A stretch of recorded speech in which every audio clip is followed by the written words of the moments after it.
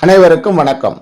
LibreOffice இம்ப்ரெஸ்ல தயாரிக்கப்பட்ட ஒரு விளக்க காட்சியை எப்படி மற்றவங்களுக்கு பிரசன்டேஷன் பண்ணுறதுக்கு ஸ்லைட் ஷோ அப்படிங்கிற ஆப்ஷனை பயன்படுத்துறதுங்கிறத பற்றி இந்த காணொலியில் காண இருக்கிறோம். வாருங்கள் போகலாம். முதலில் இந்த லிப்ரியாஃபிஸ் இம்ப்ரெஸ்ல தயாரிக்கப்பட்ட இந்த பிரசன்டேஷன் நீங்கள் பார்க்கலாம். இதில் மெனு பார், இந்த ஃபைல் எடிட்னு இருக்கக்கூடிய மெனு பாரில் ஸ்லைட் ஷோன்னு ஒரு ஆப்ஷன் இருக்கும். அதை நம்ம கிளிக் பண்ணுறோம். அதில் நமக்கு பாருங்கள் ஸ்டார்ட் ஃப்ரம் ஃபர்ஸ்ட் ஸ்லைடுன்னு இருக்கும். அதாவது இந்த விளக்க காட்சியில் மொத்தம் பார்த்திங்கன்னா 4 ஸ்லைடு இருக்கும். இதில் அந்த ஃபஸ்ட்டு ஸ்லைடு அப்படின்னு சொல்லக்கூடியது இந்த ஸ்லைடு வந்து அழுத்தணும்னா F5 அப்படிங்கிறத அழுத்தினாலும் நேரடியாக அது ஸ்லைட் ஷோ ஒர்க் ஆகும். இப்போ நான் கிளிக் பண்ணுறேன், ஸ்டார்ட் ஃப்ரம் ஃபஸ்ட் ஸ்லைடுன்னு கிளிக் பண்ணுறேன். இப்போ பார்த்திங்கன்னா முதல் ஸ்லைட்லேருந்து இந்த ப்ரெசன்டேஷன் ஒர்க் ஆகுதை பார்க்கலாம். இப்போ எஸ்கேப் அழுத்திக்கிறேன். இப்போ இந்த ஸ்லைட் ஷோவில் ரெண்டாவதாக இருக்கிற option start from current slide. இப்போ நான் வந்து 3வது ஸ்லைடில் கிளிக் பண்ணிக்கிறேன். இப்போ ஸ்லைட் ஷோ போகிறேன். ஸ்டார்ட் ஃப்ரம் கரண்ட் ஸ்லைடு அல்லது ஷிஃப்ட் அழுத்தி F5 அழுத்தினாலும், ஷிஃப்ட் கீ அழுத்திக்கிட்டு F5 அப்படிங்கிற ஃபங்க்ஷன் கீ அழுத்தினாலும் இதே தான் நடக்கும். ஸோ ஸ்டார்ட் ஃப்ரம் கரண்ட் ஸ்லைடுங்கிறத கிளிக் பண்ணால் நம்ம இப்போ 3வது ஸ்லைடில் இருக்கோம் இல்லையா, 3வது ஸ்லைட்லேருந்து இது ஒர்க் ஆகிறது நீங்கள் பார்க்கலாம். ரைட், இப்போ நான் எஸ்கேப் அழுத்திக்கிறேன். அடுத்த ஸ்லைட் ஷோ ஆப்ஷனில் வேறு என்னென்ன செய்யலாம் அப்படிங்கிறத பற்றி நம்ம பார்க்கலாம். இப்போ இந்த ஸ்லைட் ஷோ ஆப்ஷனில் கிளிக் பண்ணுறேன்.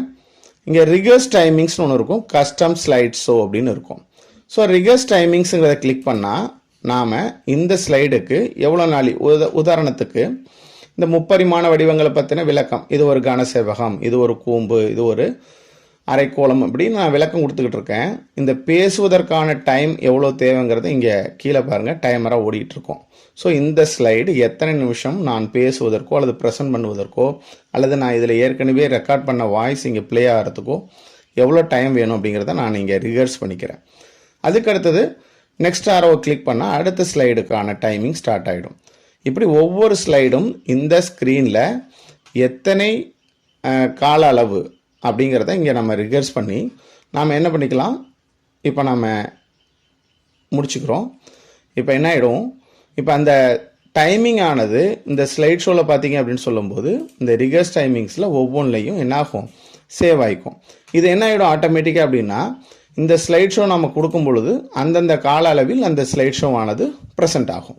ஸோ ரிகர்ஸ் டைமிங்கிறது என்ன அப்படின்னா, ஒரு ஸ்லைட் ஷோ ஆனது ஒவ்வொரு ஸ்லைடும் எத்தனை கால அளவில் அந்த ப்ரெசன்டேஷனில் தெரியணும் அப்படிங்கிறத நம்ம செட் பண்ணுறோம். அடுத்ததான் நம்ம பார்க்குற கஸ்டம் ஸ்லைட் ஷோ, இதை கிளிக் பண்ணுறேன்.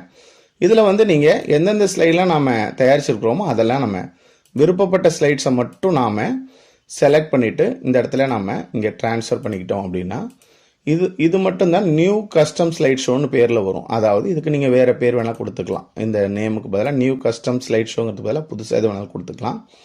இங்கே நீங்கள் நிறைய ஸ்லைடு ஓப்பன் பண்ணியிருக்கீங்க, ஆனால் குறிப்பிட்ட செலக்டட் ஸ்லைட்ஸை மட்டும்தான் நான் ப்ரெசென்ட் பண்ண போகிறேன் அப்படின்னா இங்கே உள்ள ஸ்லைட்ஸை நீங்கள் செலக்ட் பண்ணி இங்கே நம்ம என்ன பண்ணிக்கலாம், ட்ரான்ஸ்ஃபர் பண்ணிவிட்டு ஓகே கொடுத்துட்டா இந்த நியூ கஸ்டம் ஸ்லைட் ஷோன்னு சொல்லக்கூடிய புதிய ஸ்லைட் ஷோ ஓப்பன் ஆகும். இப்போ இதை நான் ஓகே கொடுத்துட்டு இப்போ நான் ஸ்டார்ட் கொடுக்குறேன். அந்த கஸ்டம் ஸ்லைட் ஷோவை நாம் ஸ்டார்ட் கொடுத்துட்றோம். அப்போ பாருங்கள், நாம் கொடுத்த அந்த 3 ஸ்லைடு மட்டும்தான் இங்கே ப்ரெசென்ட் ஆகிறது நீங்கள் பார்க்கலாம். ரைட், அப்போ ஸ்லைட் ஷோ ஆப்ஷனில் ஸ்லைட் ஷோ செட்டிங்ஸ்னு ஒன்று இருக்குது, அதை பார்க்கலாம். இது என்ன அப்படின்னா, நாம் தேர்ந்தெடுத்த எல்லா ஸ்லைடும் இங்கே எந்த ஸ்லைட்லேருந்து இந்த ஸ்லைடுங்கிறத நம்ம நியூ கஸ்டம் ஸ்லைட் ஷோன்னு ஏற்கனவே நம்ம செலக்ட் பண்ணியிருந்தோம் இல்லைங்களா, அந்த ஸ்லைட் ஷோவில் நம்ம இதுமாதிரி நிறைய ஸ்லைட் ஷோ உருவாக்கி வச்சுக்கலாம். நமக்கு தேவையான ப்ரெசன்டேஷனை நிறைய தயாரித்து தேவையான ஸ்லைட்ஸை மட்டும் ப்ரெசென்ட் பண்ணுறது. அது ஃபுல் ஸ்க்ரீனாக ப்ரெசென்ட் பண்ணுமா இல்லை ஒரு விண்டோவில் ப்ரெசென்ட் பண்ணுமா. அடுத்தது லூப் அண்ட் ரிப்பீட் ஆஃப்டர் அப்படின்னா என்ன அர்த்தம் அப்படின்னா, தொடர்ச்சியாக, அதாவது இந்த ஸ்லைட் ஷோ ஆனது திரும்ப திரும்ப ஓடும். இப்போ ரீல்ஸ் பார்த்தோம்னா க்ளோஸ் ஆனது திரும்ப திரும்ப ஓடும். அது மாதிரி இந்த லூப் கொடுத்துட்டா இந்த ஒரு குறிப்பிட்ட செகண்டுக்கு அப்புறம் அது என்ன ஆகிடும், ஓடிக்கிட்டே இருக்கும். ரைட்டுங்களா. அதுக்கு கீழே பார்த்தீங்கன்னா ஃபுல் ஸ்க்ரீன் இருக்கும். எனேபிள் ரிமோட் கண்ட்ரோலுங்கிறத நம்ம ஓகே பண்ணிட்டோம் அப்படின்னா இந்த ரிமோட் கண்ட்ரோல் மாதிரி கையில் இருக்கக்கூடிய ஒரு ரிமோட் கண்ட்ரோல் வழியாக நமக்கு அது ஒர்க் ஆகிறதையும் பார்த்துக்கலாம். ஓகேவா, இவ்வளோ தான் ஸ்லைட் ஷோ செட்டிங்ஸ்ன்னு சொல்லக்கூடியது. ஹோப் உங்களுக்கு இந்த ஸ்லைட் ஷோ செட்டிங்ஸ் வழியாக ஒரு ஸ்லைட் ஷோ நம்ம அருமையாக தயாரிக்கக்கூடிய ஒரு விளக்க காட்சியை எவ்வாறு வெவ்வேறு ஆப்ஷனில், அதாவது ஃபஸ்ட் ஸ்லைட்லேருந்து ப்ரெசென்ட் பண்ணுறது, கரண்ட் ஸ்லைடு, டைமிங்ஸை ரிகர்ஸ் பண்ணி அதை ஸ்லைட் ஷோவுக்கு எடுத்துக்கிறது, அடுத்தது புதிய ஸ்லைட் ஷோ, அதாவது இங்கே தயாரிக்கிற நிறைய ஸ்லைட்லேருந்து ஒரு குறிப்பிட்ட ஸ்லைடை மட்டும் செலக்ட் பண்ணி எப்படி உருவாக்குறது, அடுத்தது ஸ்லைட் ஷோ செட்டிங்ஸில் எப்படி நம்ம கஸ்டமைஸ் பண்ணுறதுங்கிறத பற்றி தெரிஞ்சுக்கிட்டோம். ஹோப் உங்களுக்கு இந்த வீடியோ பயனுள்ளதாக இருக்கும் நம்புகிறோம். நீங்களும் பயன்படுத்துங்கள். நன்றி, வணக்கம்.